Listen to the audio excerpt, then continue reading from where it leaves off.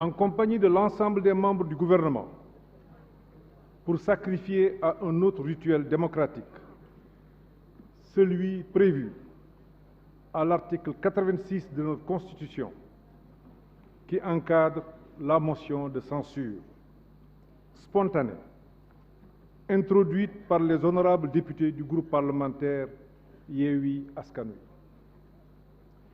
Cette motion de censure appelle de ma part quelques observations préjudicielles. Cette motion de censure a été qualifiée par ses auteurs, que je cite, motion de défiance à l'égard du Premier ministre, qui n'a pas voulu se soumettre à un vote de confiance des députés. Fin de citation.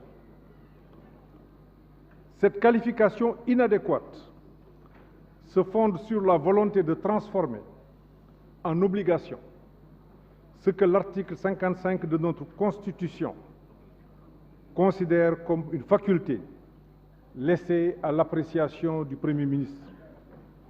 Je cite, « Après sa nomination, le Premier ministre fait sa déclaration de politique générale devant l'Assemblée nationale. Cette déclaration est suivie d'un débat qui peut, à la demande du Premier ministre, donner lieu à un vote de confiance. » Fin de citation.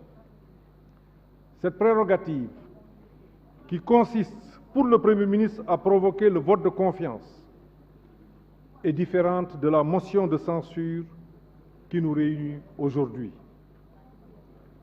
Le fait pour eux d'écrire, je cite, « Refuser de poser la question de confiance à la suite de sa déclaration de politique générale signifie que le Premier ministre a décidé de bloquer la démocratie par une attitude de défiance à la légitimité du suffrage universel. » Fin de citation.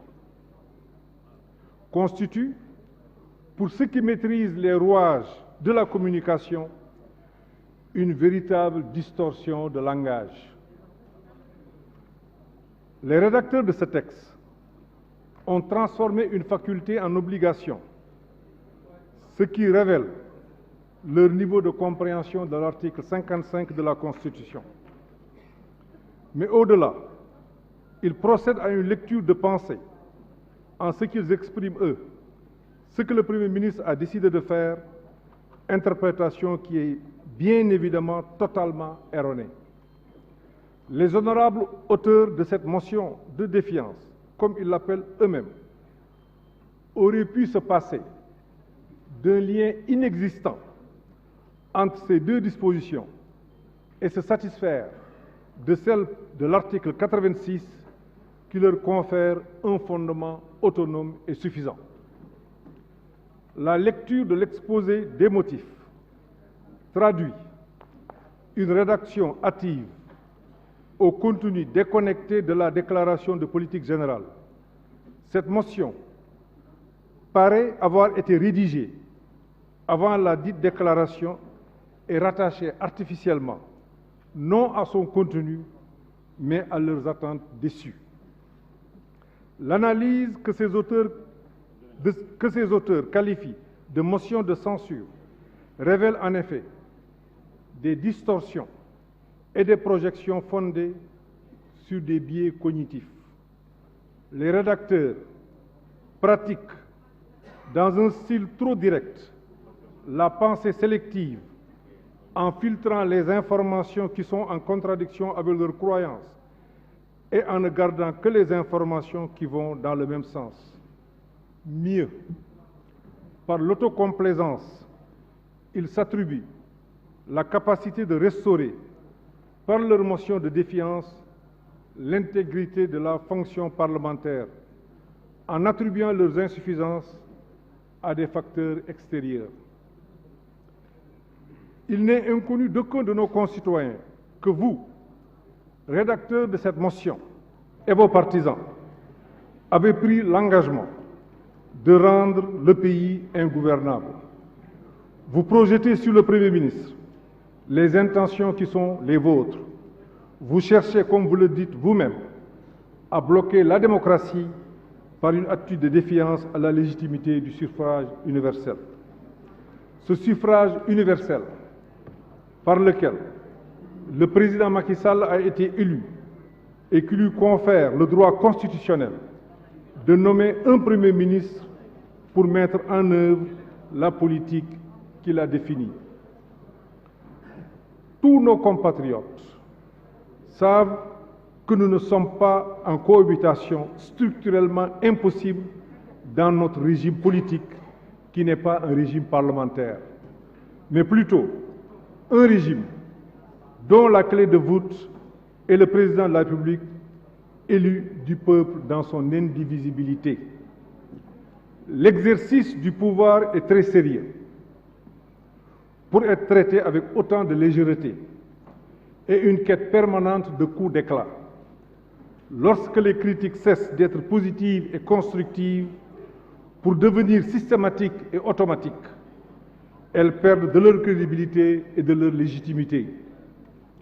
Votre auguste Assemblée, à travers une forte majorité, a adopté le budget que notre gouvernement lui avait soumis il y a moins d'une semaine. Cette adoption du budget à une majorité aussi confortable constitue en soi une marque de confiance à l'égard de notre gouvernement. Aussi, est-il curieux qu'une motion de censure soit déposée avant même que ce budget ne connaisse un début d'exécution, à moins qu'il ne s'agisse d'une volonté de vouloir jeter le discrédit sur nos institutions. Notre pays ne mérite vraiment pas cela. Notre pays ne mérite vraiment pas cela. Venons-en à présent au fond, ou pour ce qui en tient lieu. Contrairement à vos allégations, le gouvernement, dont j'ai la confiance par le président Macky Sall, l'honneur et la responsabilité de coordonner l'action, est au service exclusif de nos concitoyens. Vous, comme nous, savez que les Sénégalaises et les Sénégalais veulent la rupture. Oui, la rupture avec cette manière de faire de la politique, fondée sur le blocage systématique des institutions, ce qui rend les populations peu fières. La rupture pour aller vers une démocratie apaisée, dans laquelle les politiciens ont de la hauteur et traitent avec respect et bienveillance leurs collègues, les institutions, leurs concitoyens et les pays partenaires du Sénégal.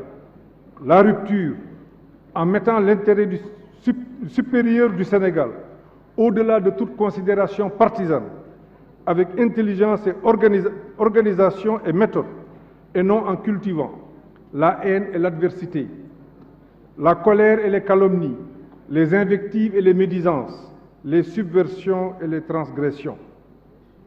La rupture en consolidant l'état de droit avec une justice qui protège les plus faibles, qui garantit sans complaisance la sécurité et l'intégrité du territoire. La rupture pour construire avec conscience et bienveillance une nation prospère et en paix. La rupture ne signifie pas la cécité volontaire pour refuser de voir des résultats tangibles et patents, des résultats qui profitent à nos compatriotes en matière de santé, de bien-être, de mobilité, de formation, de sécurité et de respect de leur dignité. La rupture ne signifie pas non plus le fait de se mettre des œillères pour rejeter ou disqualifier tout ce que vous n'avez pas réalisé, parce que vous n'avez pas encore l'opportunité d'avoir des réalisations à votre actif. Le peuple attend de nous tous une attitude plus patriotique, plus républicaine, plus démocratique, une attitude plus intelligente. Le peuple vous observe, nous observe, mais vous préférez peut-être rester sourd à ces alertes incessantes face aux nouvelles pratiques que vous avez introduites dans le champ politique et dans lesquelles le peuple ne se retrouve point. Libérez le peuple, Yewwi Leen Askan Wi, de la désinformation, de la manipulation, de l'arrogance comme mode de communication politicienne. Libérez le peuple, Yewwi Leen Askan Wi, de la violence verbale, morale et physique. comme moyen de pression politique. Libérer le peuple, Yewwi Leen Askan Wi, de l'impertinence, de l'intempérance et de la communication nébuleuse. Libérer le peuple, Yewwi Leen Askan Wi, du discours de haine et de xénophobie à l'endroit des pays frères et amis partenaires du Sénégal qui contribuent à notre effort de développement. Vous pouvez ne pas être d'accord avec notre politique parce que peut-être vous pensez pouvoir faire autant ou mieux. Vous en avez le droit, certes, mais ce n'est pas une raison de renoncer à l'appréciation lucide et clairvoyante. En levant le filtre sur vos observations, vous constaterez que les préoccupations des populations sont largement prises en compte par notre gouvernement en matière de lutte contre la faim et la pauvreté, d'amélioration de la performance de l'administration, de gouvernance transparente, d'éducation et de formation, de santé et de bien-être, de satisfaction des préoccupations des Sénégalais de l'extérieur, de gestion concertée de nos ressources naturelles. En définitive, il s'agit bien d'un gouvernement à l'écoute des besoins des populations et résolument engagé vers l'émergence. Honorables députés du peuple, l'exposé des motifs de la motion de défiance qui est soumise est plus qu'un discours de campagne électorale réchauffé. La relecture de la déclaration de politique générale vous permettra en effet de vous apercevoir du décalage qui existe entre votre texte et la réalité du discours qui vous est proposé. Comme je l'ai dit lundi dernier, je cite, « La configuration actuelle de l'Assemblée nationale nous lance un énorme défi de conscience, de responsabilité et nous invite à cultiver l'art du dialogue contradictoire autant que cela sera nécessaire. Les lois et les décisions d'importance cruciale seront prises à ce que je pourrais appeler la majorité responsable et consciente. Je pense à cette majorité qui a la capacité de s'élever